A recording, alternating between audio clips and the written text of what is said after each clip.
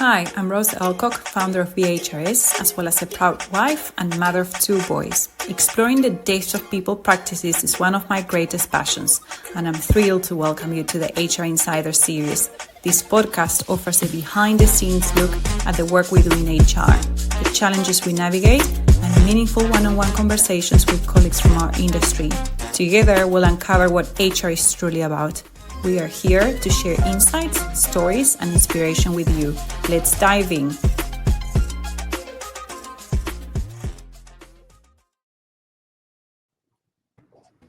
Hello, Janet and Leigh. Welcome to the HR Insider's Eye. Hi, Rose. Thank you for allowing us this opportunity to chat with you. I'm super excited. Thank you. I was just telling Janet when you just joined, Janet, that I took a look at your website, and in terms of your service offering, it's very aligned to what we also offer, which is always really nice because if you think about it, in the HR field, there are so many things that companies can provide, as a service, right?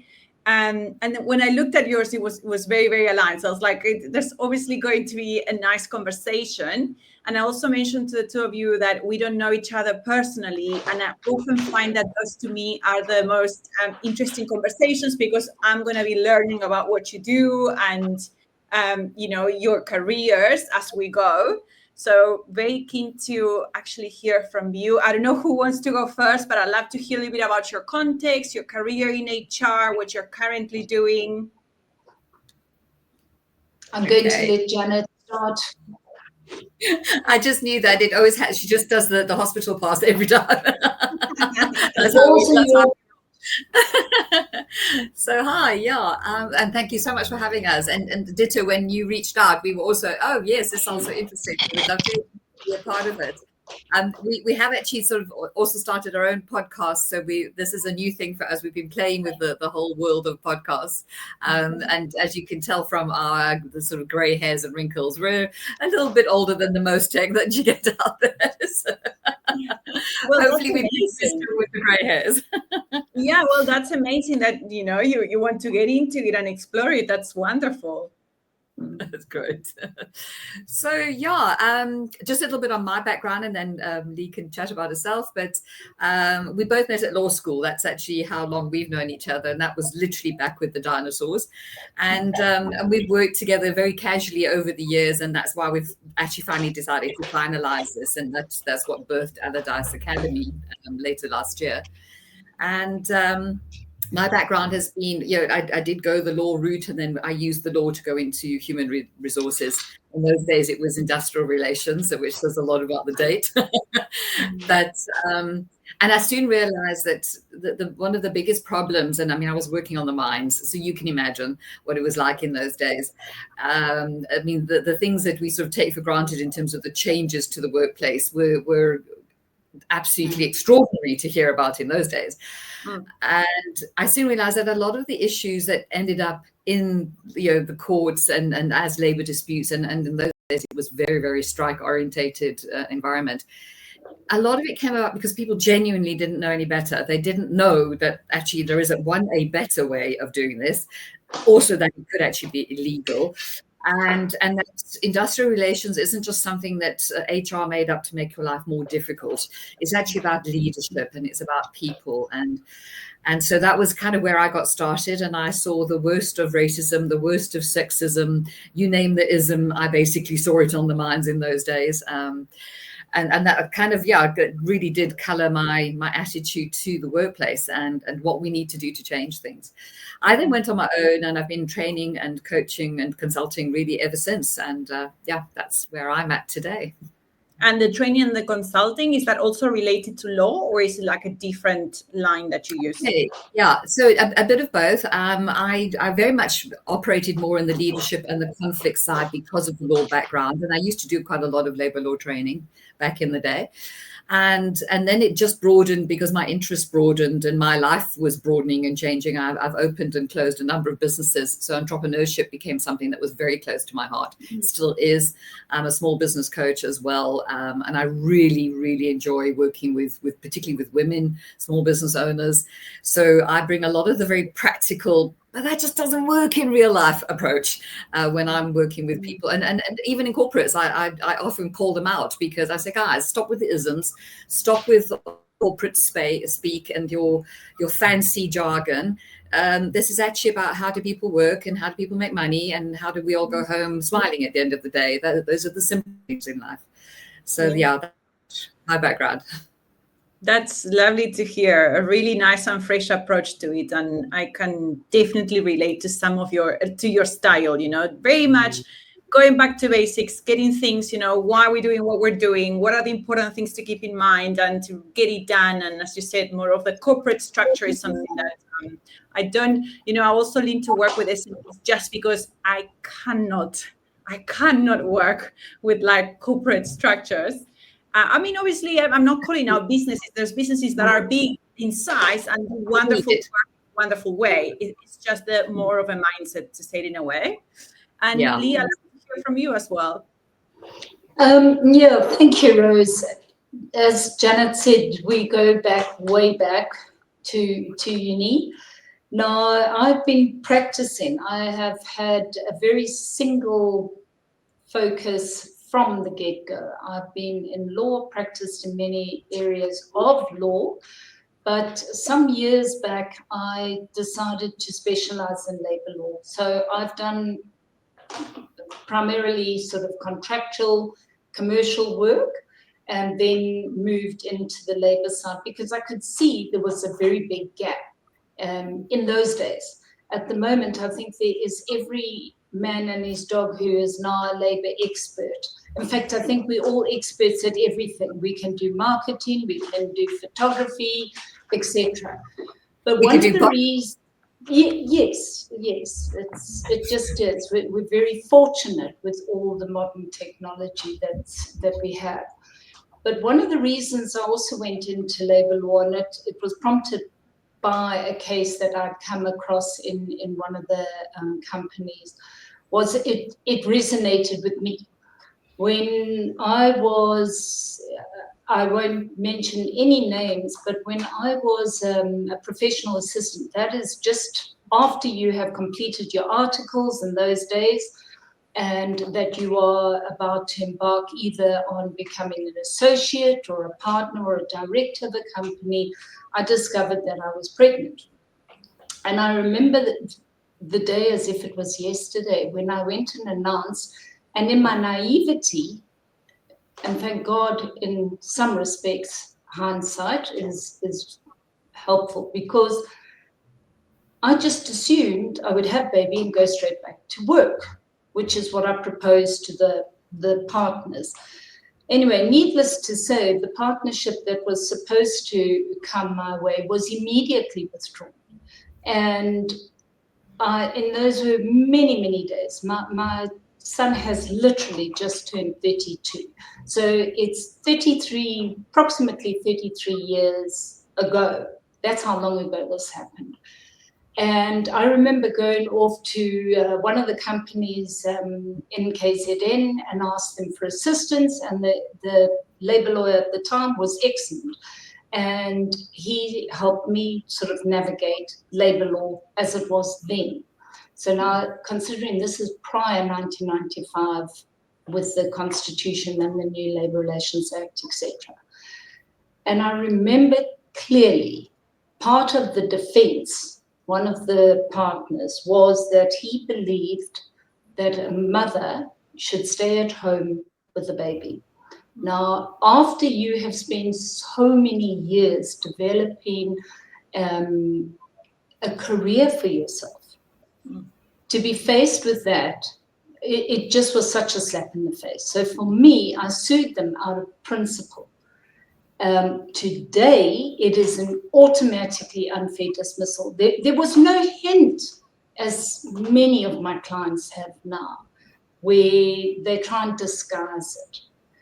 So I've been in labor law. I've worked for some of the very big unions. We have a number of very high-profile cases that have hit the news. It's been in the Constitutional Court, Labour Appeal Court, Labour Court, Supreme Court. And I do a lot of arbitrations in the CCMA and the bargaining councils. But Janet and I were talking earlier last year, and it gets to a stage where you want not to reduce your income per se, but you want to see a change. And part and parcel of the change is you have to change from inside, and you have to change from top to bottom.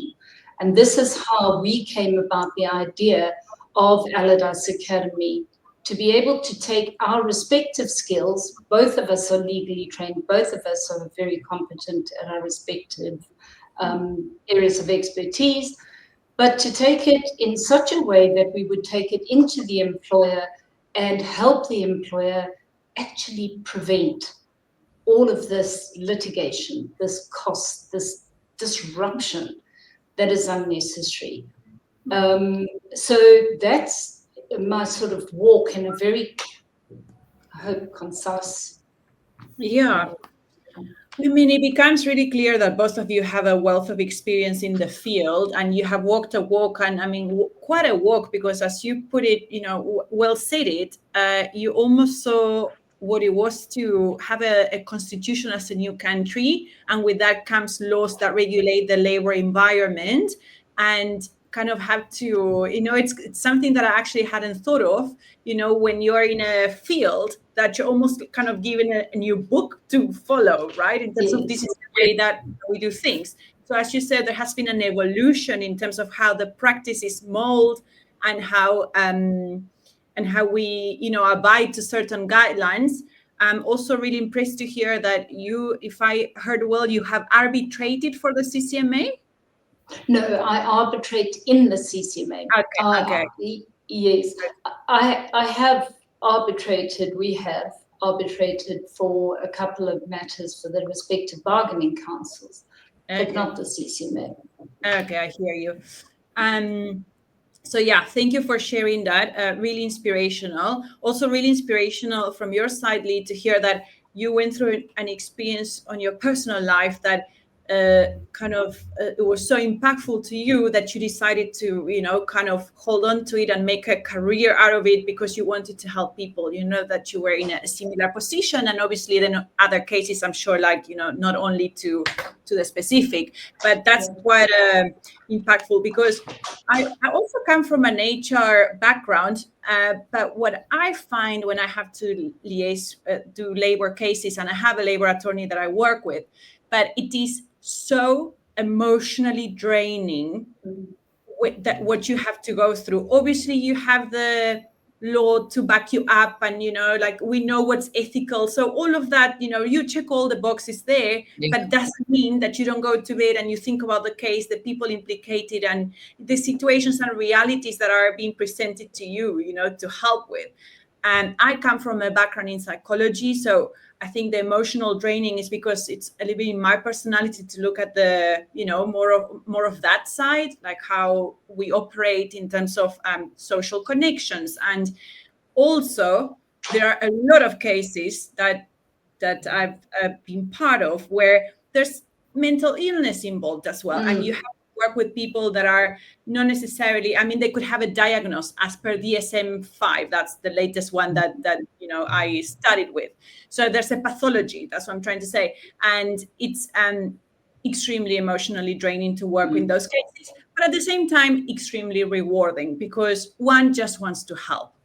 You just want good to be done for both parties at all times, right? Yes.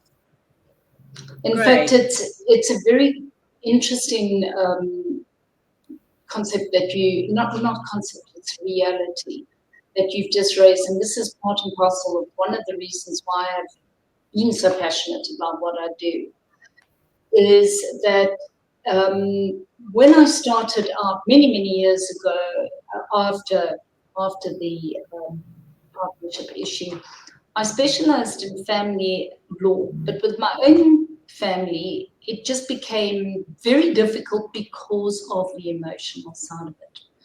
So when I started, obviously, then the commercial and the contracts, etc., which is no emotion.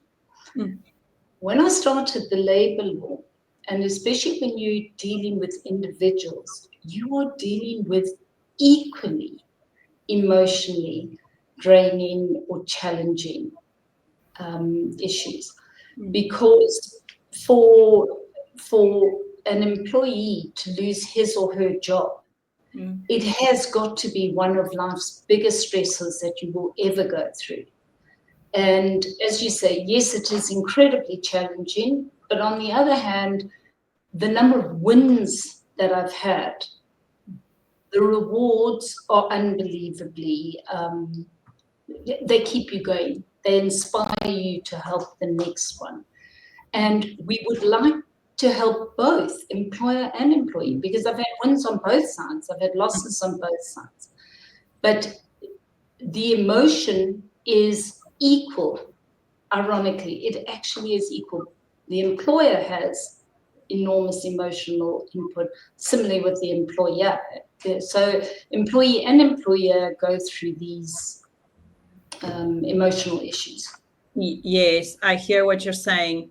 And I think, like no two cases are the same, but I think what happens, as you said, from a rewarding point of view, is that South Africa, I don't know what's the latest stats, but 45% of unemployed people that are active in the market that don't get jobs. And I think what we do when we have to terminate people based on or just follow certain procedures to when there's misalignment related to conduct or related to performance. And because you are backed up by a framework that tells you how to do things, I believe it's done with a lot of dignity, that process. We in South Africa can't say, sorry, bye, you didn't do your job well, and we don't have to explain anything. So I do think that process, when it's done with advice and labor attorneys, and it's done, you are taking care of people. And I think it's because, at the end of the day, and mostly I speak for companies that are of small and medium size, is the companies that hire like the biggest chunk of the workforce in South Africa. And if anything, we are a little bit like almost like in that front line to be like, we also play the role of recruitment in my agency. So we also see that side of recruiting people. But when it comes to terminating, it's also done in a way, I always say, it needs to be dignifying. It's the ethical component, the emotional component, the legal component, so many things that need to be there. And I think most of our clients hop on board and appreciate the journey, that that we do it considering everything. Obviously, the client always is a time frame point of view, that because they are operating a business and they need to see the result, right? But the moment you create the right awareness, they hop on board and they're they walk the journey with you. So yeah, it's to me, it's like a really, really incredibly important part of the role. I think South Africa is quite special in terms of how it's done. And again, I go back to this point that, if you were the ones that were, learning from this new code when it was released, like what a moment, eh? Like because I guess and I didn't even study in South Africa. So for me, I came and I had to learn, from like on the go up in an applied manner. I had a case and I had to learn, right? But I'm sure it was really, really special times when you started. And we were touching base a little bit of this before our meeting, and we said, nobody here is an expert in terms of how this process goes. But when it comes to the code of good practice, we mentioned that lately there has been a release of updates that want to be made to the code. I'd love for both of you to touch base on what are those updates that we know of, as well as what's that process that the government takes in terms of like proposing updates, making edits to it until it gets released. Okay, maybe if I could just kick off with just some of the points that we've been highlighting ourselves. And there's actually, I think that maybe towards the end of the year, government got bored or something, because there was some slew of legislation that came through. I mean, it was actually quite bizarre. So you thought, oh, best we do something. Sorry, I generally don't have a very high opinion of government, so oops, probably shouldn't say that, but there we go. It's out there. The thing I think we've got to look at is everything that comes out is generally coming from the right place. I really do believe that. But as with the road to hell, it's good intentions. And I think a lot of it gets lost because it becomes talk shopped to death. And while I'm all for public involvement, and in fact, I'm urging people very much to get involved with your comments, say how it will work or won't work. But I think that there's also just sometimes we do need those reality checks that, guys, what is great and what will work and what is practical for a multinational organization that's got thousands of employees will not work for a little guy who has a small shop somewhere in the Hamadulas. Equally, it doesn't really work well for the guy who has 500 employees. But as we all, I run a number of businesses, on paper you can be making profit, but there's still no money in the bank. It's absolutely bizarre. My accountant keeps telling us, you made some nice profit this month. And we're saying, but where is it? It would be really nice to see it. So they're being hit left, right, and center by laws that are good. Don't get me wrong, they are good. And I think they do come from the right place. But they're not necessarily always practical in implementation. And I just want to give an example. The code in terms of severance pay and the code in terms of dismissals. It refers to the fact that it's now changing from a severance for a retrenchment or a redundancy is now going to be 2 weeks and not 1 week per year of employment. So on the face of it, that sounds amazing. Fantastic, especially when, let's face it, we all know left, right, and center, there are redundancies going on around us, retrenchments going on around us. However, if you are one of those SMEs, how do you now afford that? And this is going to be across the board. There is going to be no exceptions. So what was supposedly small business friendly legislation is actually coming with a whack. If you are retrenching as a business, you're already in trouble. You do not have money. So while I think the average person would love to be able to pay off their workers with a decent farewell, etc., the reality is there's probably nothing in the bank account. So how does that get navigated? And is anyone paying attention to these kinds of weird questions? Similarly, it says that it only applies to retrenchments after the time at which it will be enacted. So does that not apply to the 9 years you might have already worked and only applies to the 1 year you've worked since? All of these questions are being raised just by looking at what they've already written. These are the questions that the public, people in HR, managers, business owners, and employees should be asking, and they should be raising on the comments. And that's what, when they say it's published, it's open for comment.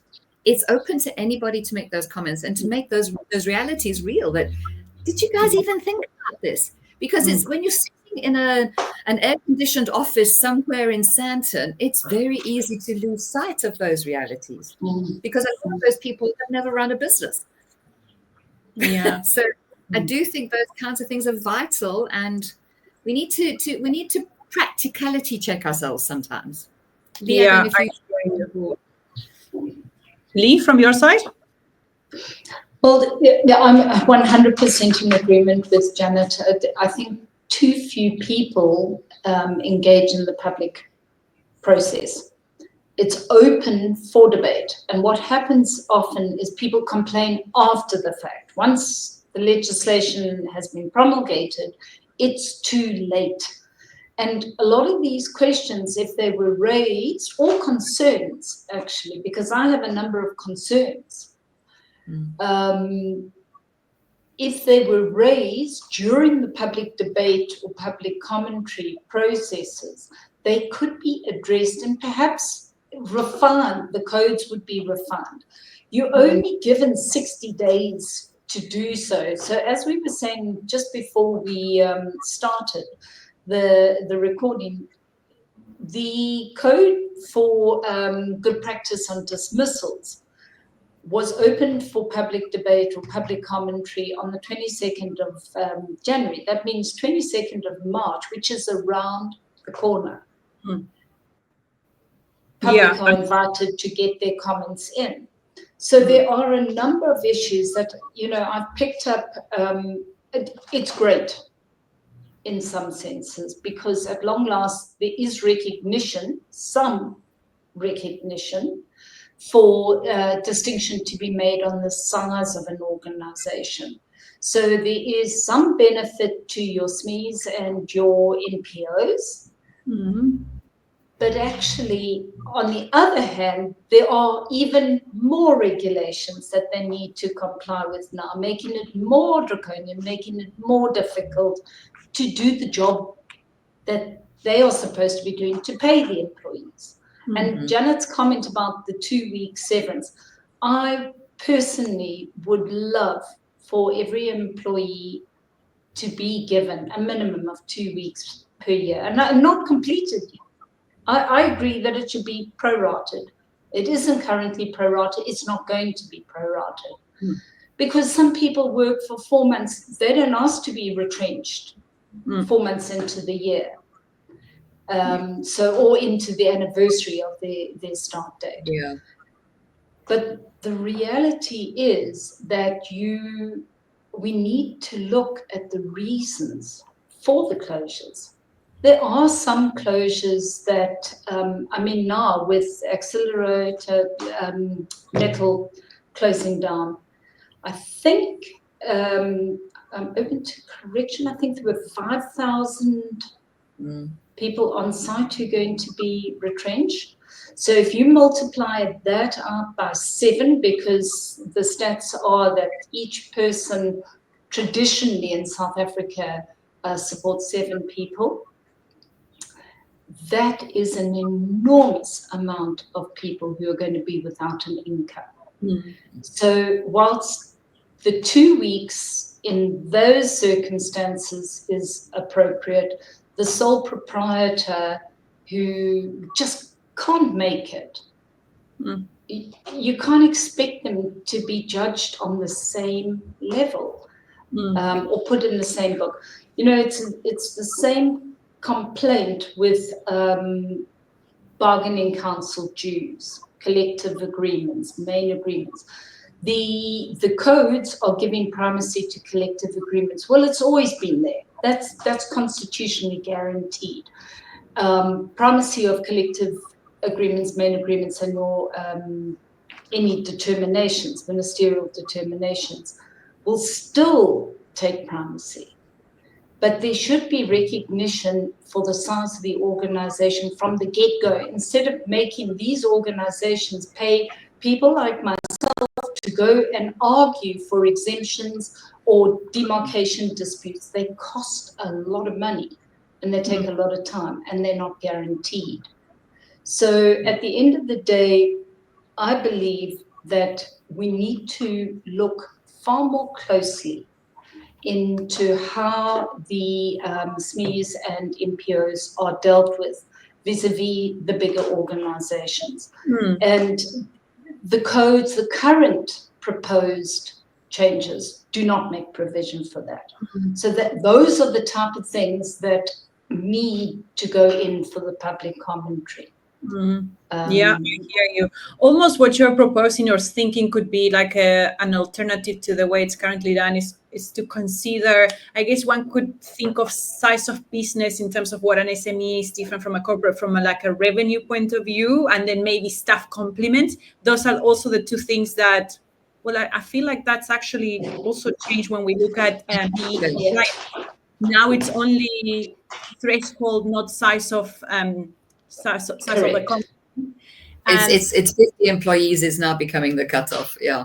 Yeah. For employment equity only. Yeah. For employment equity only. So we've got to also bear that in mind. Exactly. Yes. It doesn't necessarily really, it's not that helpful for your smaller employers. It isn't. Yeah, I'm not detracting from what's there. Please don't take it away, if anyone's listening to this. But we need greater protections. Yeah, I hear you. I wanted to mention that the other day we were a client requested for, like, what, when is that I need to be compliant. So I always have, the table of the thresholds and the size of the company, but I couldn't find it in my folder, so I just Googled it, and then the second condition of the size of the company didn't appear in any of the resources that I was reading. I'm like, what is going on? I feel like, I've done this so many times, and then it actually changed, and you go like, oh wow. That's why I'm not finding it actually changed. Yeah, so that is interesting. I think the awareness of the public commentary, I'm going to definitely put a link in terms of where that commentary needs to happen, and also a little bit maybe of education of what are the things that are changing, so that people can, to create awareness. And from what I have heard as well, there, from a dismissal point of view, what we were discussing, there has been some relaxations in terms of how to follow process for dismissal related to performance, for example. I don't know if you have any context of that in terms of what exactly does that entail in terms of the process being followed. I often find that when we target underperformance and we have to follow a poor performance review process, it is a very intricate one to prove the underperformance. And we have our ways to do it, but I'd love to hear from you if you understand what are these changes in terms of how that process could look going forward. I think I'm welcoming it, because I think, again, it became very, very draconian and very long-winded. And I remember there's, dare I say, I'll try and say it without the actual word, but one of our favorite clients kept saying, but how do I fire the beep, beep, beep when he's not performing?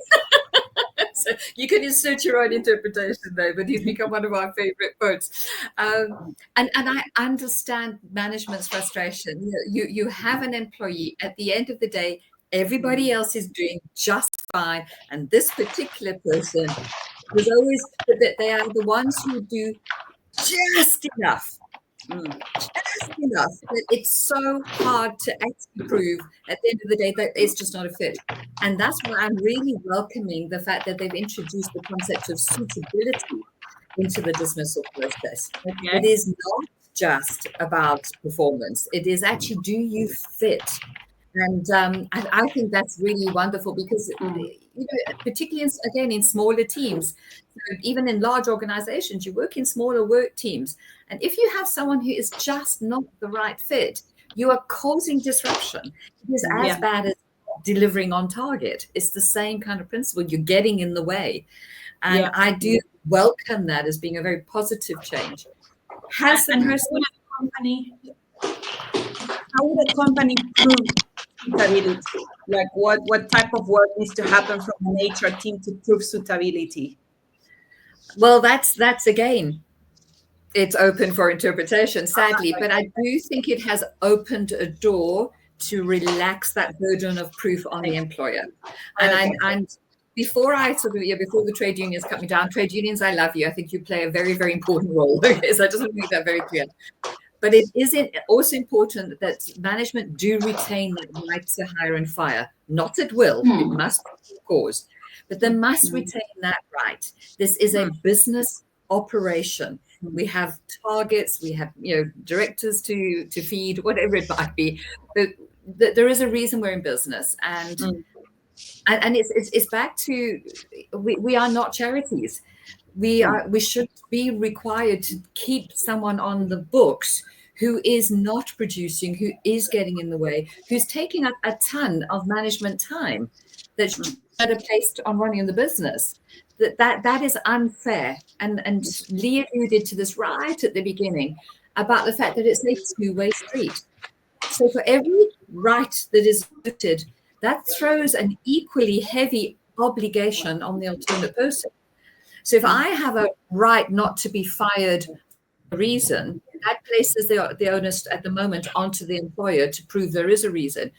But I think what the proposed code is doing is saying that obligation is met if you can show reasonably that the person isn't performing, isn't fitting, and compared to everybody else, they are the misfit for whatever reason. You can actually. I think Yes, I think that the key there, that comparison that you mentioned, because I often find, even in performance reviews, not in a disciplinary process, I often find that employees see their performance, and obviously they know their input in terms of what goes from their side to make things happen, and they value that. A manager that manages a full team sees the output of the person, and they see the output of all the other people. And when an employee doesn't have that perspective, you can understand why they could be misaligned, because they know the input they're putting, and it's Yes. goodwill and everything is going in. But the reality is that the output, when you compare it to the rest, it might not Mm. be to the standard required. So even performance review, which is a proactive process, it's for looking for alignment. And HR really there prompts that conversation to say, manager, tell a little bit more in terms of what you're expecting, right? And then when it comes to disciplinary, I often find that by following process, a poor performance review process, what we do is look at time for completion of tasks, and then you have to compare it for other employees.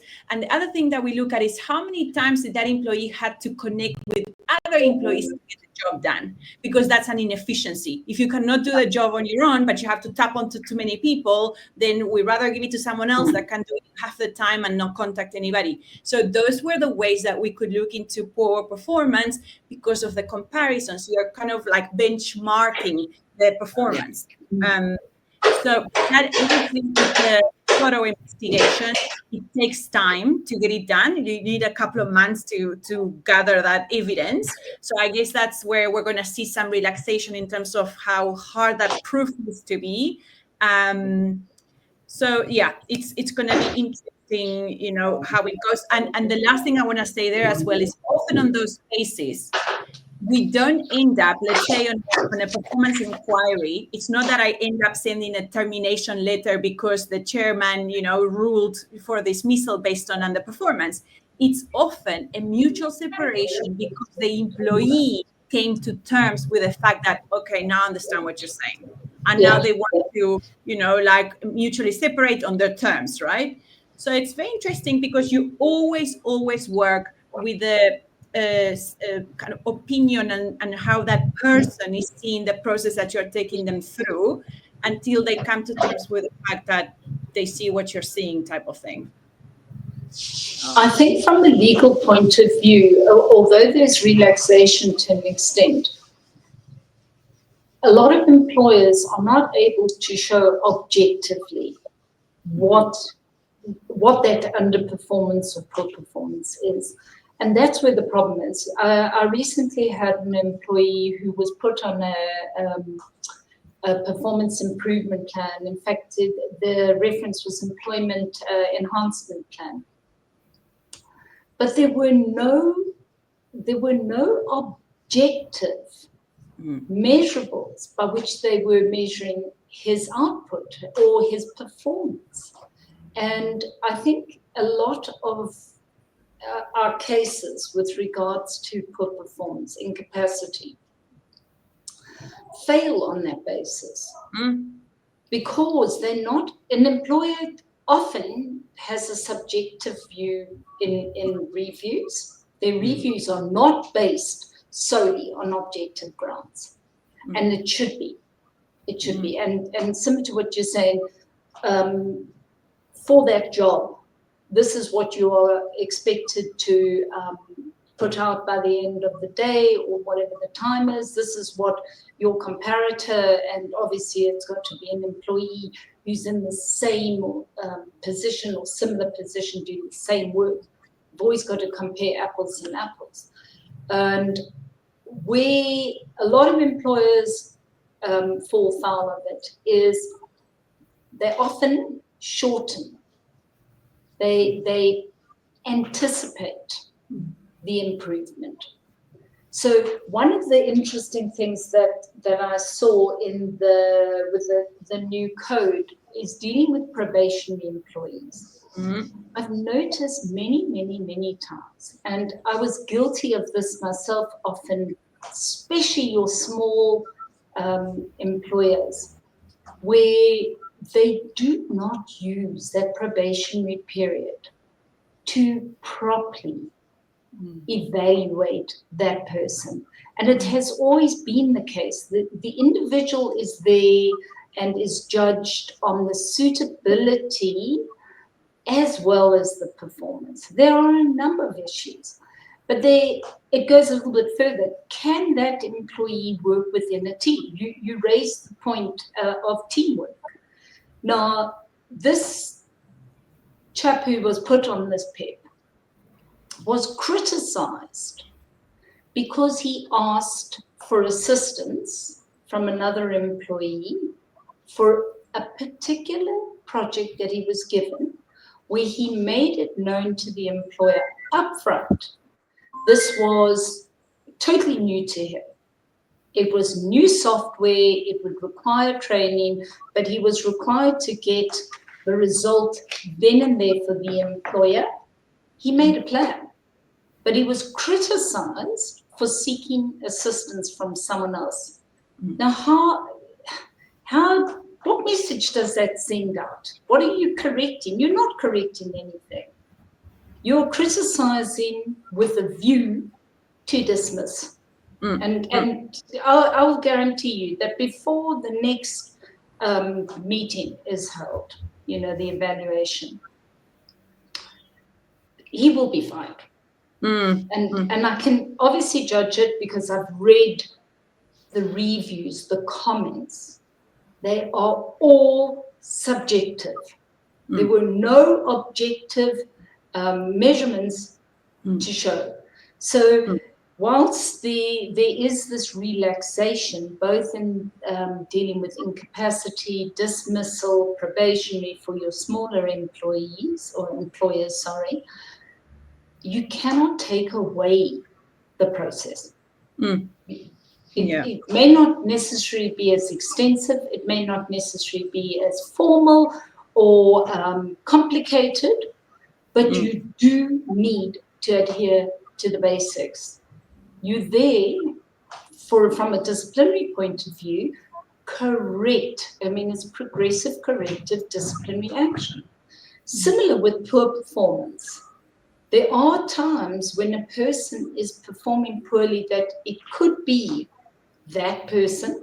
Maybe he hasn't got the capacity for the job. Maybe he's not suitable for the job. Maybe he's having internal or domestic issues. Maybe he hasn't been given the tools. The number of times I have clients who are not given proper tools to deal with. But you need to be able to identify those objectively. And if an employer has a responsibility or is culpable or liable for any aspect of that, the employer must do whatever is necessary to try and assist the employee. And the employee must similarly commit to working with the employer. And I think this is, in fact, it's a wonderful objective that's stated in the new code for dismissal. Employer and employee should treat each other with mutual respect.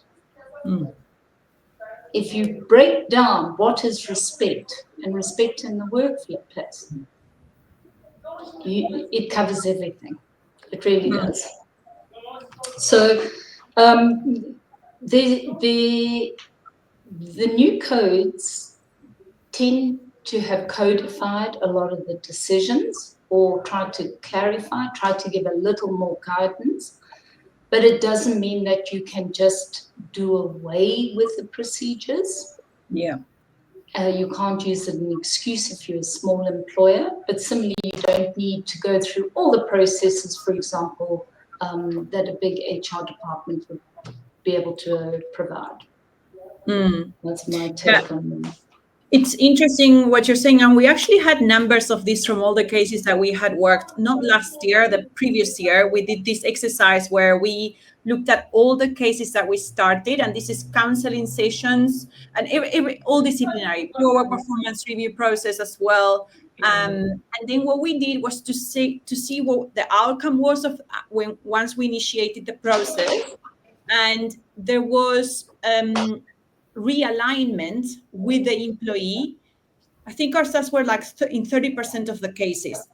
So that is because we undertook the process of like either the counseling or the poor work performance, and we did it in the way that it's supposed to be done. We actually could see that an employer realign in 30% of our cases.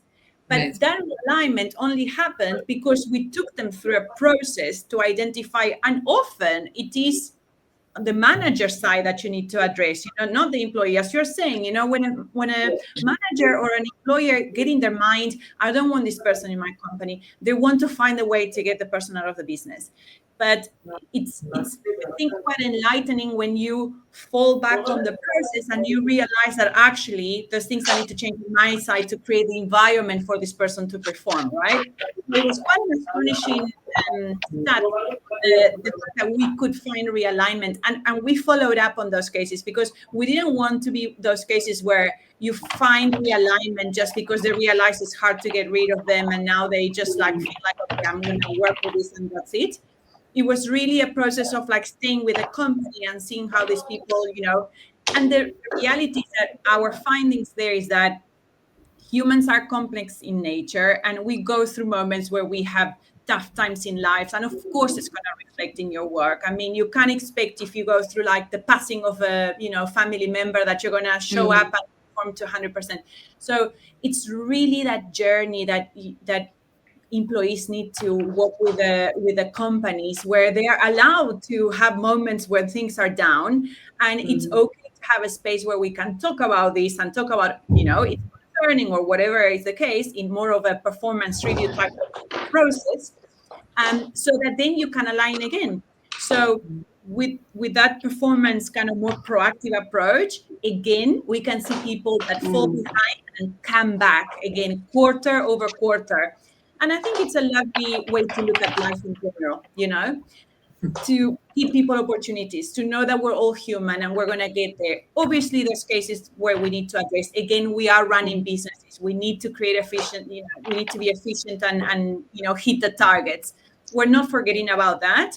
But I think the HR department, the big work of the HR department is to make sure that we do follow those processes. So even though there's relaxation, it doesn't mean that it's going to make it easier for us to like make transactions with human resources, right? Janet? I totally coming in on that, but what you're really saying is really core to our ethos, is that it is always a case of balancing compliance with culture. And often what we have noticed is that it is the manager that has actually a lack of training, a lack of skill in leadership that is actually part of the problem. So we really do struggle with that. Often people get hired because they're good at their job, so they get promoted, but they're not given the people skills and they're not given the leadership skills that one needs in order to actually go forward. And if we always joke that if you actually get the culture right, if you get the leadership aspect right, if that's where you concentrate your energy as an organization, getting the right leading team in place, the compliance falls into place quite easily. It becomes less an issue. Compliance becomes really important when the relationships are great. Who's largely responsible for relationships in an organization? The management. Think of divorce. It's the same thing. One only ever looks at the anti-natural contract when you're unfortunately at the point where you're about to call in the lawyer. It's the same thing. It's about the relationship, and the person who owns a relationship is very much the manager. And we have lost sight of that. And I think, quite frankly, so has HR lost sight of that. Too much emphasis on process, and you lose the people, and you lose the issue, which is actually, can we just actually manage? Performance management is actually a very posh title, if you think about it, for just actually conversations. Yeah. Managers should be having conversations with their staff all the time. We should know when someone who's usually okay is slipping, and that should be a flag. Why are they slipping? Have we ever asked that question? Yeah. That's so true. And that's why, going back to performance, again, a little bit more proactive and the reactive of disciplinary. I think HR should always be part of those conversations, because that's exactly what HR has to bring to the table, is look at the relationship, and are things being said? Are we having the hard conversations? Are we allowing for things, to the personal life, and to really understand this person? Mhm.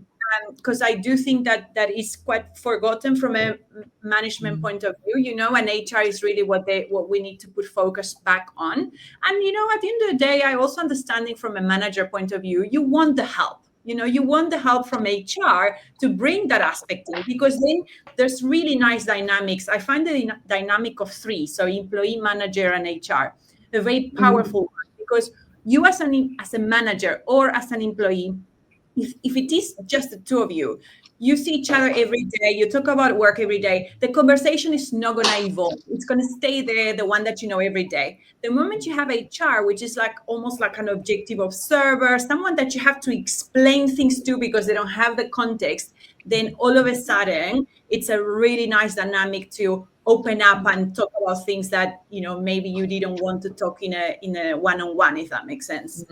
Yeah.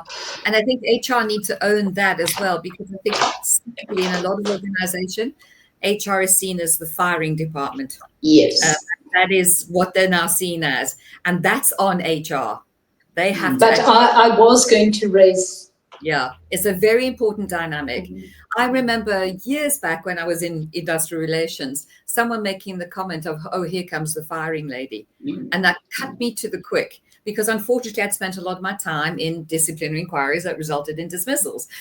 And I suddenly thought, whoa. And that was when I thought, no, I actually want to concentrate more on building relationships, not on actually ending them. But HR does need to look at that. We are the human resources department. Yeah. Exactly. I also get that, when you go in and they go like, HR is here. You're like, chill, it shouldn't be like that. It should be like, well, some clients, I think the ones that I've been working the longest do go like, oh, Rose is here. And so they feel more of the human connection. I think I just want to add on to both of your commentary that the difficulty for HR is the leadership, because what message is being sent from the leaders? Usually it's just the bottom line and out you go if you don't meet it. And unfortunately, and this is very, very, very true in a lot of your big corporates, very, very true in the public sector, where the HR have this, it's almost a mandate to fire, where they don't go in with the view to correct or to restore the relationship. So that needs to be addressed. Unfortunately, it's become far more prevalent. I found from the litigation side, the number of dismissals that have come from cases of misconduct and incapacity, where that was not necessary. A warning, corrective behavior would have sufficed. But instead, they've terminated the relationship. They have this dreadful fight in the tribunals at great cost, great disruption. And I'm sorry, it's not always on HR. HR are following a mandate that's been given to them. What is expected from them? So once again, it's your leadership. What is your leadership sending? What message? Valid, very valid. We had this conversation in another of these episodes where we were talking about the difference with our legislation and countries that have very relaxed legislation, and that would be the US, for example. We were talking about the UAE as another example. And something that was interesting, because I'm very happy to work with a highly regulated environment, because we know that we follow a process and things go well. But the one interesting thing that they had to mention about a more really relaxed environment where you can hire and fire as quick is that in the employee mindset, it starts working out as they're a little bit more confident as to not to fear losing a job, because the market is very dynamic, because the hiring and firing happens like very frequently. So I'm not saying it's great for, like if you think long term, where you want to create legacy, or you really want to look at long term visions. But it was an aspect that I had not considered, the fact that employees lose the fear of being fired because they were confident, like, I'm going to put myself in the market. Maybe this is because it's a market that doesn't have as much high unemployment rates, right? So that's the other thing. But it was a different way of seeing it, which I think what I liked about it is that then what makes employees, the mindset of it is that they need to stay very accountable for the roles, and kind of know that they have to produce good work to stay in what they're doing, right? Which I think sometimes we see here a little bit of like complacency, to say it in a way. It's on both sides there's different way of seeing it, but I thought of mentioning it because it was really a different way of looking at it. So yeah, I think interesting times. It's going to be, the last thing that I want to touch base, because we had more to go through, but we're in 1 hour now. We mentioned, we didn't know exactly once they close how they look at all the commentary, right? Because I'm sure they're going to get volumes. I'm sure they're probably adding AI technology to that process to crunch the amount of commentary they're going to be getting, to get what are the biggest insights and suggestions people are making, in order to reassess, what they're putting out there. What an interesting process. I'd love to have an insider's eye on that process of how they actually look at these recommendations, and how then it goes into like a reassessment. Yeah, very, very interesting.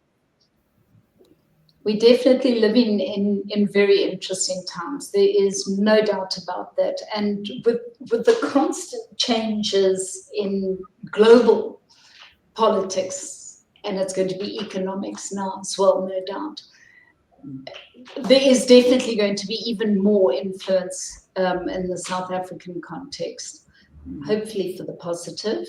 But yes, and something about the AI, I was at a meeting last night, and it just struck me how many people are fearful of their job security because of AI.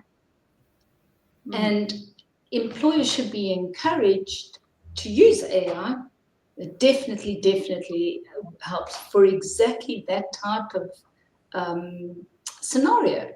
It can make your job easier, but they should use the AI, or at least let employees know that they're going to use AI not to fire the employee, because there are a number of people now who are nervous.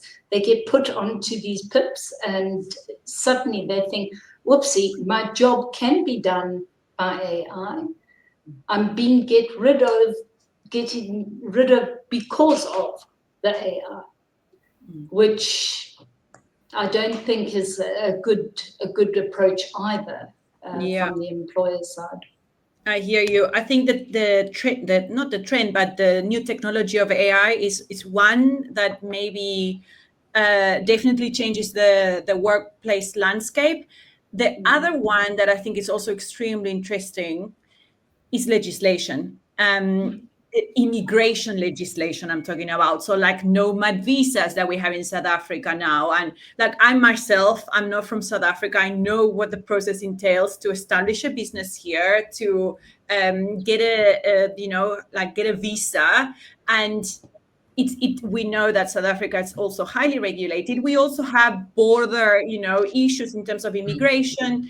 So how South Africa will consider opening up, we've seen it. Like I always bring the example of the UAE, just because I live there, so I know them, how inviting they are. We see now the US, considering visas, and so it's definitely something that it will change the landscape of the workplace in South Africa. Me as someone that comes from a different country, I see all the benefits of coming to live to this beautiful country and work from here. Why wouldn't one want to? And so I think there's something to definitely leverage more of. But then, of course, as we were saying, there's the two sides. Then what other things we need to consider. If we have a 40 plus in unemployment rate, what does that mean? So a lot of considerations, but I do think technology and immigration laws are two things that we cannot not see the effects they have in other countries, and that they're really changing the landscape of the workplace. Yeah.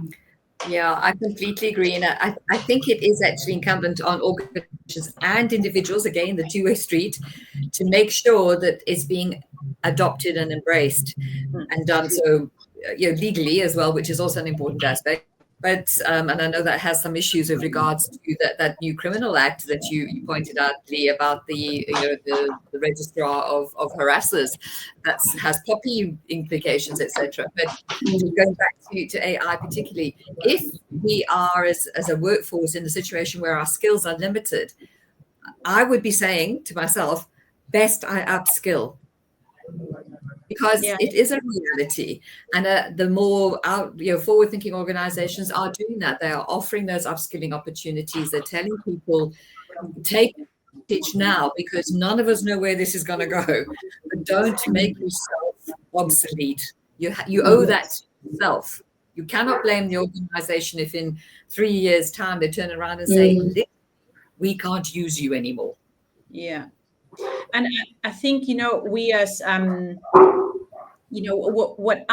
how I would position myself towards the AI, or maybe how I position myself with AI in terms of how I adopt the technology in my business. I feel like we need to move away from thinking of good or bad, or like detrimental or the best thing ever. It's almost like you just choose what you want to do and run with it, and be very conscientious of what's going to do for you and in what ways. There's businesses that might, really benefit on the efficiencies, but I also businesses that adopt technology for the sake of adopting technology without really creating efficiency. So you have to be super conscientious of how you go about that. But I think it really starts with not seeing it as a good or bad, saying, what do you want to get out of it? And also as an employee, it's your career, right? Like, yeah, okay, maybe this role became redundant. What can I do? And really take the reins and leverage the skill set. And I think that really step one, to not really see it as a good or bad. The same with immigration's law. Opportunities, right? We should always see it as opportunities. And so all in all, I feel like I'm a realist, but I like to stay positive. And I do think South Africa is in a good place. I see growth, and hopefully, like a very united way of like wanting to get things right. So there's a lot of hope for this region. I'd love to hear from you two on that as well.